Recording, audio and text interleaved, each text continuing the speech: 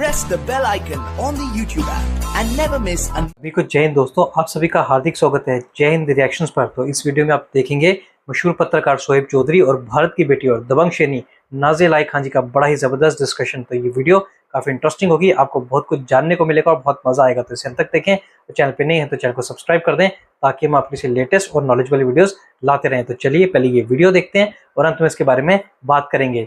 जय हिंद, जय भारत।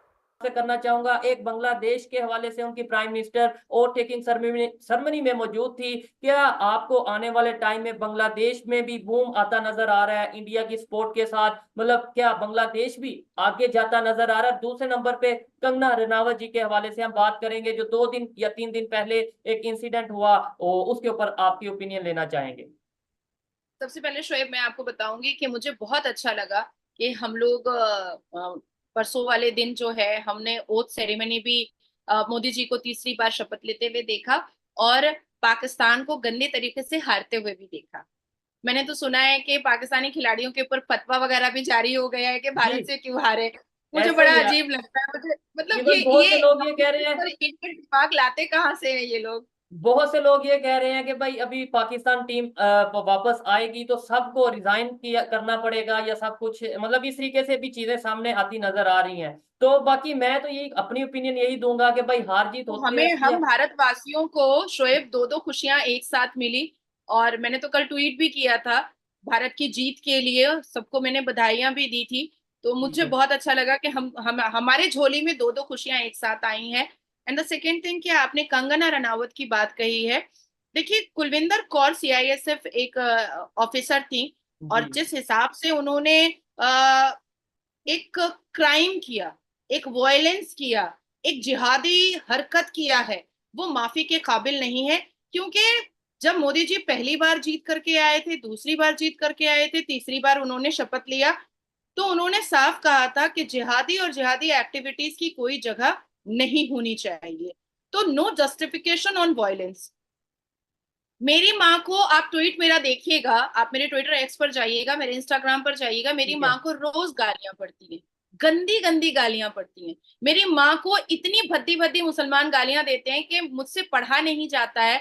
और जो बच्चे मुझे स्क्रीनशॉट करके भेजते हैं वो भी कहते हैं दीदी पढ़िएगा मत, लेकिन अगर केस करना चाहती हैं तो कर दीजिए। अब मान लीजिए कि गाहे बगाहे अगर वो व्यक्ति मुझे दिख जाए तो क्या मैं उसके साथ मारपीट करना स्टार्ट करूंगी? ये नहीं, ये तो पॉसिबल है? मेरे ख्याल से जो थोड़ा मैं जानता हूँ, ये तो कानून को अपने हाथ में लेने वाली, मतलब मेरे ख्याल से बात है है। ना। आप अब भी दूसरी कानून को अब जानती हैं, आप भी एक लॉयर हैं, हाँ, मैं भी अब स्टूडेंट हूँ। दूसरी बात मैं आपको बताती हूँ कि 2017 में मेरे ऊपर एसिड अटैक करने की कोशिश की गई थी। जी मैं आप। आज भी, मेरे फेस पर यहाँ पर निशान है, जी आज जी भी है। ठीक है। ठीक है। तो अब अगर वो व्यक्ति मेरे सामने आ जाता है और मुझे एक बहुत बड़ एक एक जज ही खड़ा होकर के बोल देता है नाज़िया बदला ले लो, हम लोग कुछ नहीं करेंगे, क्या मैं कर पाऊंगी? क्या मुझसे होगा? मैं उसके ऊपर एसिड फेंक पाऊंगी? नहीं, नहीं, मैं नहीं कर सकती हूँ। हमारे हाथ बंधे हैं, हम संविधान के ऊपर चलते हैं, हम संविधान के अंडर बैरिकेड चलते हैं। तो अगर गुरविंदर कौर को कोई भी दिक्कत थी कंगना से तो वो कोर्ट जा सकती थी, वो कोर्ट को बता सकती थी, वो केस कर सकती थी और कानून उनको इंसाफ देता अगर वो सत्य पर थी, अगर वो सही पर थी। और देखिए, एक पॉलिटिकल व्यक्ति, एक नेता जब स्पीच देता है तो वो किसी एक पर्टिकुलर आदमी को स्पीच नहीं देता है, वो पूरे सिनेरियो को स्पीच देता है, पूरे के पूरे सिनेरियो को स्पीच देता है। मुझे लगता है कि the central industrial security force ने बहुत अच्छा स्टेप लिया है। उस महिला के ऊपर, करविंदर कौर के ऊपर जिस हिसाब से कार्रवाई हुई है, उसको सस्पेंड किया गया है, उसको अरेस्ट करने की बात चल रही है और उसको जिस हिसाब से एफआईआर किया गया है बिल्कुल सही है। और मैं ऐसा मानती हूं और मुझे ऐसा लगता है कि कंगना रनावत को इस मैटर को आगे बढ़ाना चाहिए। और माफी तो बिल्कुल भी कोई जगह नहीं है, क्योंकि आज अगर एक को माफ किया जाएगा तो ऐसे बहुत सारी घटनाएं सामने आने को आते हुए नजर आएंगे। अब देखिए, कल मैं दिल्ली एयरपोर्ट पर थी शोएब, तो एयर इंडिया की मेरी फ्लाइट थी। ई नंबर काउंटर पर मैं खड़ी थी, एक मेघना नाम की लड़की थी, वो भी पंजाब की थी। क्योंकि उसका टाइटल जो था, मैं पूरा नाम नहीं लूंगी नहीं तो वो टारगेट होने लगेगी, लड़की है, जवान है। उसने कहा आप नाज़िया इलाही खान है? मैंने कहा हाँ। आप बहुत बुरा बोलती हैं। मैंने कहा कोई बात नहीं है, ये तुम्हारा अपना पर्सनल ओपिनियन है। थॉट है। और उसके बाद फिर वो जा करके जहां पर मैं बोर्डिंग पास ले रही थी वहां पर जाकर के कह रही है कि ये 1058 में आई हैं, देखो इनको बोर्डिंग पास मत देना, किसी भी हाल में मत देना।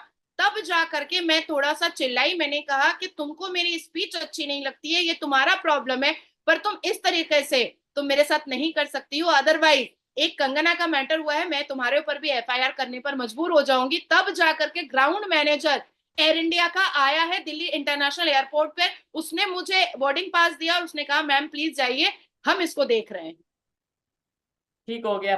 खैर, इस तरीके से मतलब अदम बर्दाश्त और नहीं होनी चाहिए किसी भी सोसाइटी में। लेकिन ये जो मैटर था, ये इंडिया का इंटरनल मैटर था, आप इसके ऊपर क्या कहना चाहेंगे? और ओवरऑल जो मेरे सवालात थे, चाहे बांग्लादेश को लेके, चाहे ओवरऑल जो इंडिया में तीसरी बार बीजेपी सरकार गवर्नमेंट बनाने जा रही है उसको लेके, मीडिया को लेके भी मैंने शोएब क्वेश्चन किया। बांग्लादेश को लेकर के, शोएब बांग्लादेश मेरे से मिस हो गया था। डेफिनेटली बांग्लादेश और भारत की दोस्ती बहुत हमेशा सुंदर रही है, खूबसूरत रही है, और इस दोस्ती को और इस दो देशों के इम्प्रूवमेंट को, डेवलपमेंट को हम आगे बढ़ाएंगे। और आने वाले वक्त में बहुत सारे बायलैटरल और ट्रेड के रिलेशन हैं जो आपको शेख हसीना जी के साथ, भारत के प्रधानमंत्री जी के साथ दिखाई देंगे, जो दोनों देशों की उन्नति और डेवलपमेंट के लिए बहुत आगे बढ़ेगा। ठीक हो। तो आशा करता हूँ कि वीडियो को आपने अंत तक देखा होगा और शोएब चौधरी और नाजिया लाई खान जी का पूरा डिस्कशन आपको काफी पसंद आया होगा और इस वीडियो में आपको बहुत कुछ जानने को मिला होगा, खासकर भारत की बेटी नाजिया लाई खान जी की पर्सनल लाइफ, जहाँ पे उन्होंने वीडियो में शुरुआत की इंडिया पाकिस्तान मैच के साथ, जहाँ पे हम जानते हैं कि भारत ने पाकिस्तान के ऊपर जबरदस्त जीत जो है वो दर्ज की है। उसके बाद से पाकिस्तानी फैंस के अलग अलग और बड़े मजेदार रिएक्शंस हमें सोशल मीडिया पे देखने को मिल रहे हैं। उसमें से एक वीडियो हमने भी अपने चैनल पे डाली थी, अगर आपने वो नहीं देखी तो आप जाके उसे भी जरूर देखें, आपको बहुत मजा आएगा। और उसके बाद देखा आपने नाजिया खान जी ने बात की कंगना रनौत कांड के बारे में, और खासकर जो उनके साथ खुद एयरपोर्ट पे हुआ उसके बारे में, उसका जो उनका पर्सनल एक्सपीरियंस रहा उन्होंने आपके साथ शेयर किया। हम देख रहे हैं कि जहां एक तरफ जम्मू कश्मीर में आतंकवादी जो गतिविधियां वो दिन ब दिन बढ़ रही हैं, तो भारत देश के अलग अलग कोने वहां से जिहादी एक्टिविटीज जो हैं वो भी बढ़ रही हैं। तो इसके बारे में आपके क्या विचार हैं? आप अपने विचार हमें कमेंट सेक्शन में लिखकर जरूर बताएं। और एक बार फिर चैनल पर नहीं है तो चैनल को सब्सक्राइब कर दें ताकि हम आपके लेटेस्ट और इन्फॉर्मेटिव वीडियोस लाते रहें। जय हिंद, जय भारत।